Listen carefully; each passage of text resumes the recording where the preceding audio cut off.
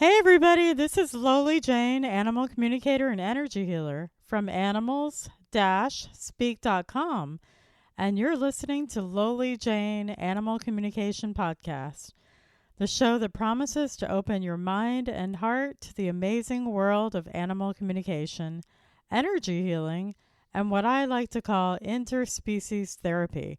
Thanks for joining me. In today's episode, I'll be talking about what animals think when you're away. This is going to be a really fun and informative podcast. I hope you enjoy the show. First, let me tell you a little bit about myself. I'm a certified international professional animal communicator and pranic energy healer. I offer remote and in-person animal communication, whether they are live or in spirit. I also offer pranic healing for trauma, injuries, pain, illness, disease, behavioral, and emotional issues for both humans and animals. And for the humans, I can also provide spiritual guidance by channeling your angels and guides and even do a past life regression.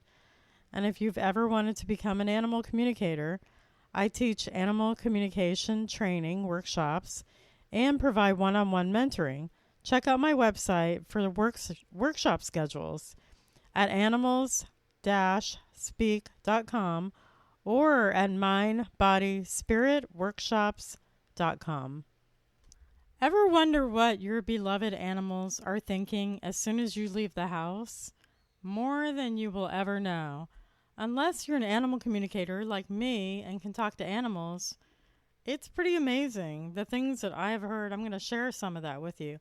It's a beautiful and fascinating world inside the mind of your animals. You may think of your animals as pets, but animals view the relationship with you and other family members as more of a partnership, where they are in service to you to help you with your life and your lessons. And your animal companions are highly intelligent and have very complex thoughts, much more than we ever knew, complex emotions, and even mirroring your thoughts, emotions, or even a family dynamic. They've partnered with you in this incarnation to be of service to you and assist you with your lessons. Animals are excellent communicators telepathically.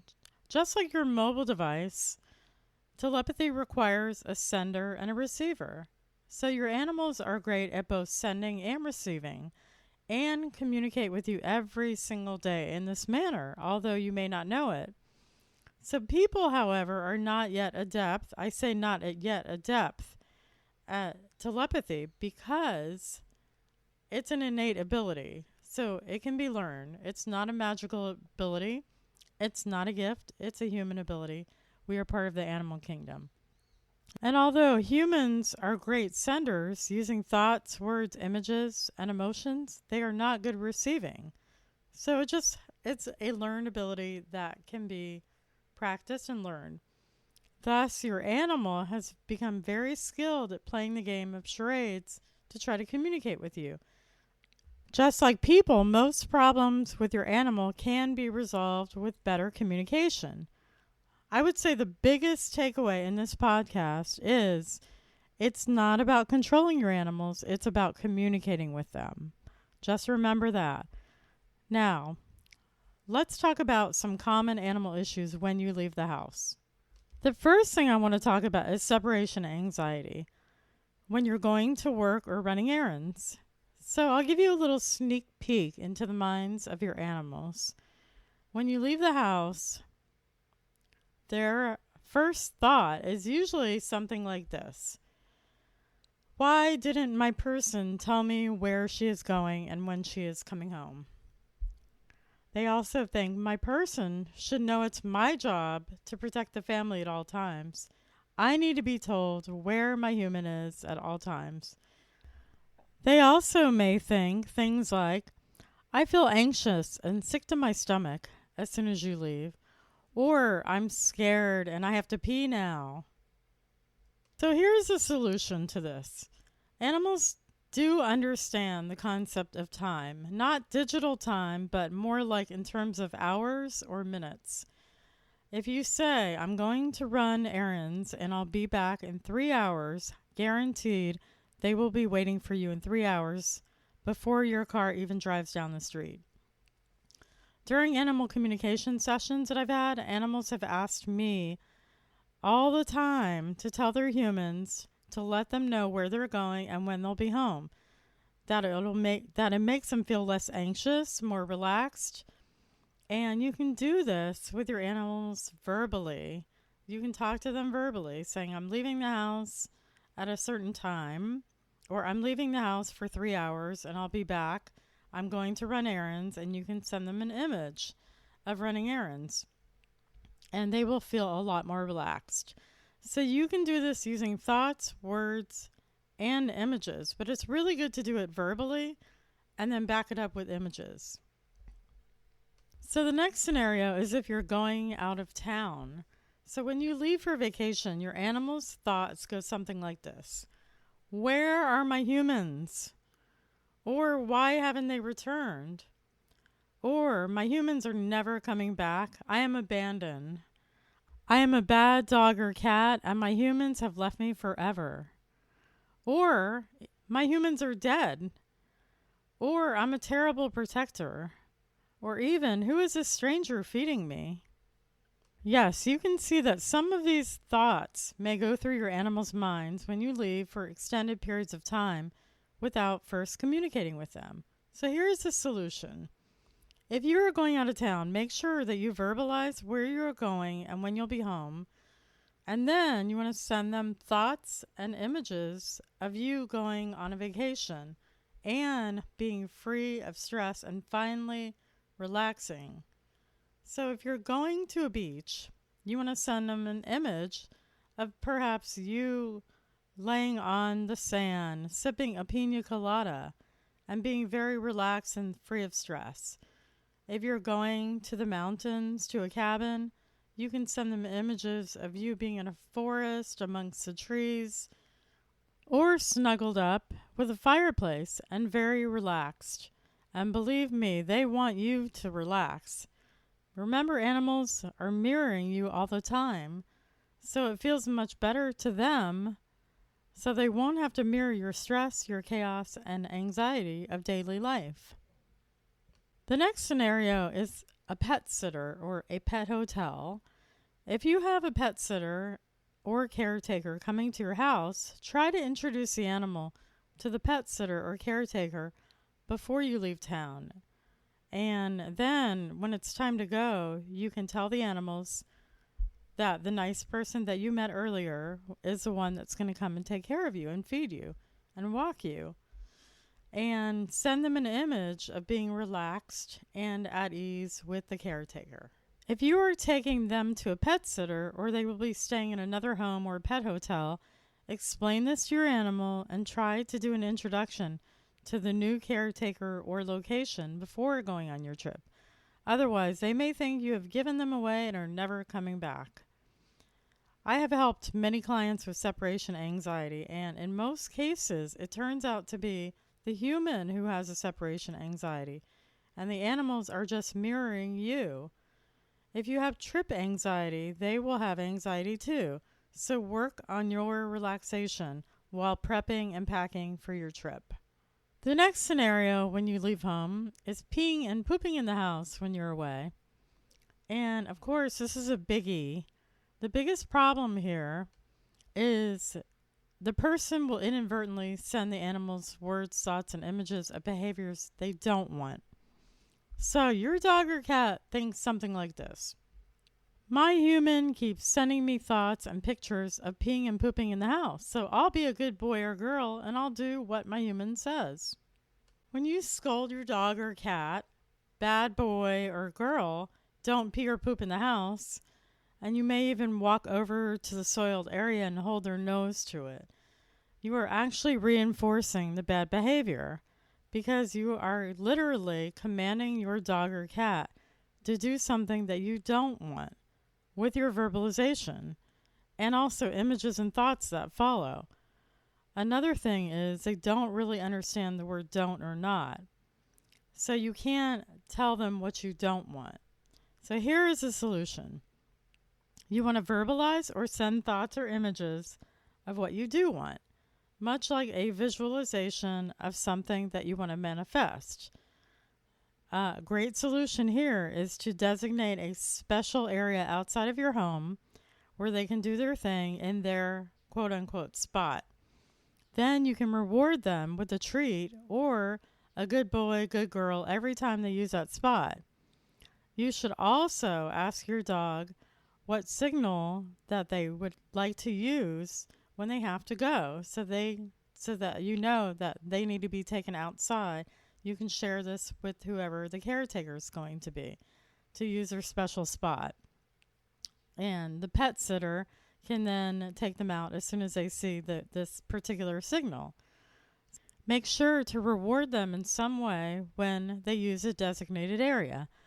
You can work with an animal communicator such as myself and assist this process. Using clicker training also works very well with this. As you can see, most training issues are for the humans, not the animals. So another thing that can go wrong when you leave the house is destructive tendencies when you're gone. If your animal is one that wreaks havoc in your home, as soon as you leave, there is always an underlying reason. Most often it is because the person sends them a constant bombardment of thoughts and images or even scolding words of what not to do. Your animal thinks, she keeps showing me and telling me to chew her shoes, rip up her papers, and tear holes in the sofa. So I must be obedient, because it is my job to be obedient and to be of service to my human and do what my human says. So this is what you're going to get from your animal's thoughts. So here is the solution. The solution is to send them words, thoughts, and images of what you do want. And then you reward them when you get home. This means that you must visualize and send them images of them being relaxed, calm, playing gently with each other or their toys.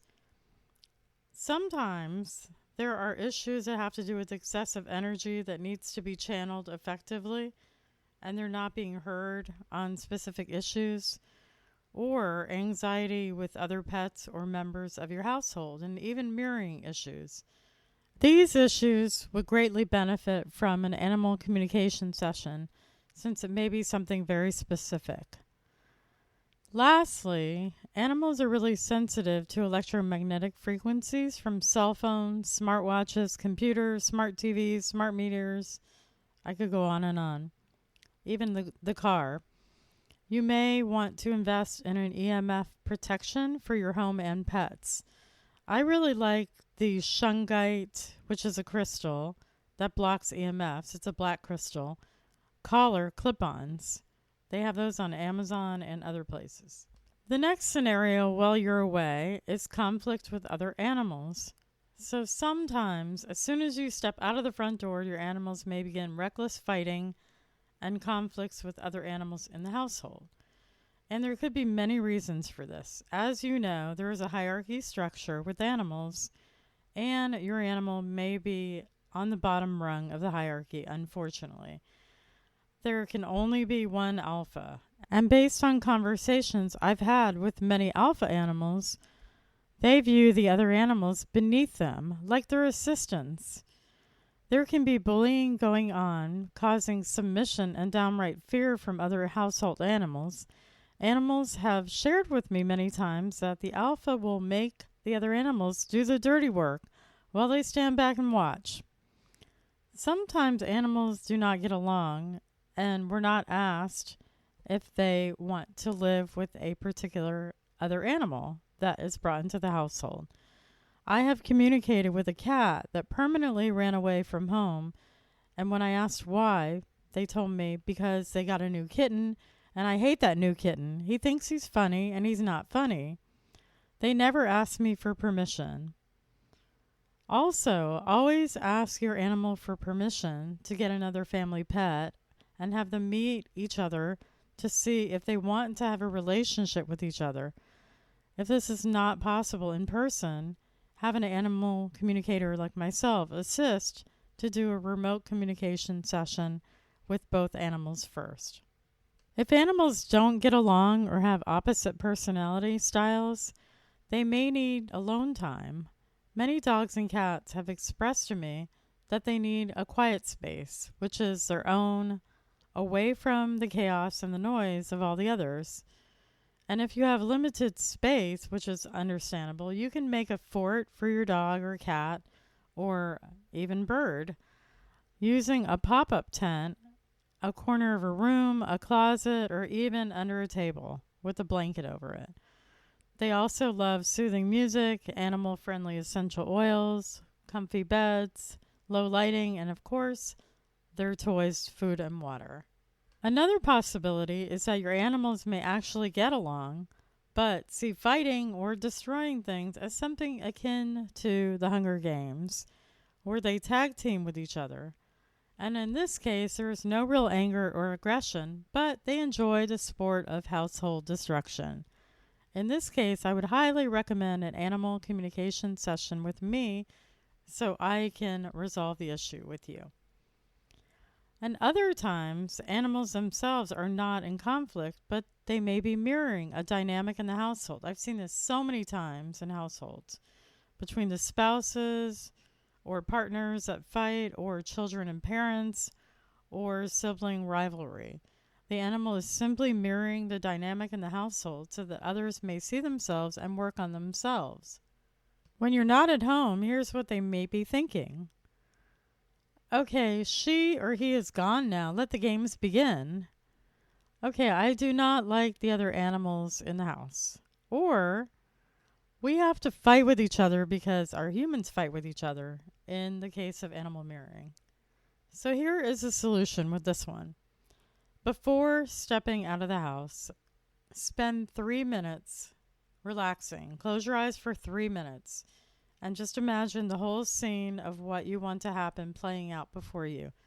The images should be of them getting along with each other and them being peaceful and calm with each other while you're gone, and then coming back to a clean, intact house with all animals free of bodily injuries. Summary: you cannot control your animal, but you have to gain their respect and cooperation by thoroughly communicating with them before leaving the house. Your animals will feel much more at ease when you do this and will learn to relax and trust that you will return to be their forever family and their forever home. And if you need my help, you can find me at animals-speak.com or mindbodyspiritworkshops.com. I also offer animal communication training workshops to learn how to telepathically communicate with animals. Here are a few testimonials I'd like to share. The first testimonial is a cat named Allie, formerly feral cat, who had issues with extreme marking and peeing and bullying the other cats. Remember, she was feral. The client said, she was peeing and marking every surface of the house, the counters, the walls, the floors, the bed, the dining room table, and even on top of the suitcases and mail.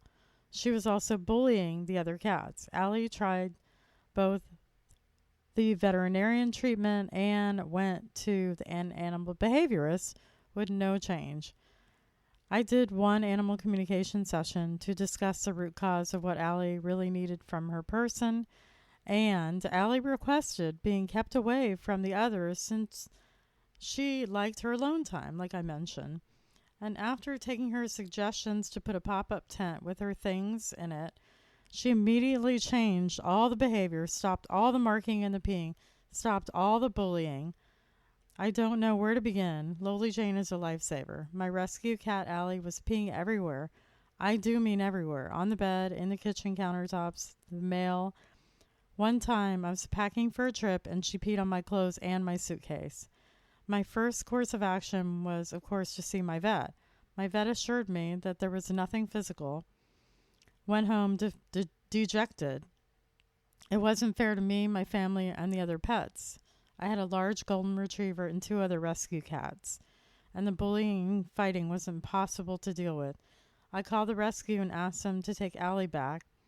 Making the decision was heartbreaking for me because I really do love Allie. My second course of action was to hire a behaviorist. I spent a lot of time and money doing everything and tried to rectify the situation with no luck. I brought Allie back to the vet. They suggested that if the situation didn't change, that to think about perhaps putting her down. I thought of putting a perfectly healthy cat to sleep for behavioral problems wasn't an option for me. My sister-in-law suggested I call a pet psychic, although I'm not a psychic. I'm an animal communicator. I thought she was just nuts, and after everything we had been through, I didn't know something like this was even possible. Every week when I would complain, she would ask me, "Did you call the psychic?" I finally agreed to try. We felt hopeless. Loli Jane did her magic. After Loli told me about the conversation with Allie, I felt like, yeah, right. And when I came home, Allie was laying on my spot on the bed. She didn't run away when I went to pet her. In fact, she kissed me. Allie, a feral cat, never liked to be touched by anyone but my daughter. Allie sleeps next to me every night. She likes to play and give me her head and kisses and talks to me. Allie is a different cat now. I even rub her belly. The fighting and bullying has been non-existent, and no pee for over 2 weeks. That hasn't happened in 2 years. I can't thank Loli enough. Life-changing from a skeptic like me. E.W., Delray Beach, Florida. Here's another testimonial with an animal communications session for an orange tabby cat named Scooter when his person went on vacation and also wanted to see if he wanted to relocate to Hawaii. The client said, "I split my time between living in Kailua Kona, Hawaii, and Southern California. Scooter lives at home in California. I've been wanting to bring him over to Kona, but I was concerned that the traveling on an airplane would be too traumatic for him.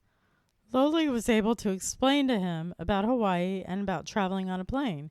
He wants to come. It was so adorable that he asked if he needed wings to get there, and she explained to him about airplanes. Scooter also told her that his main job at home is to serve as a bridge between the spirit and earth realms. And he also let us know when our loved ones were on the other side around us.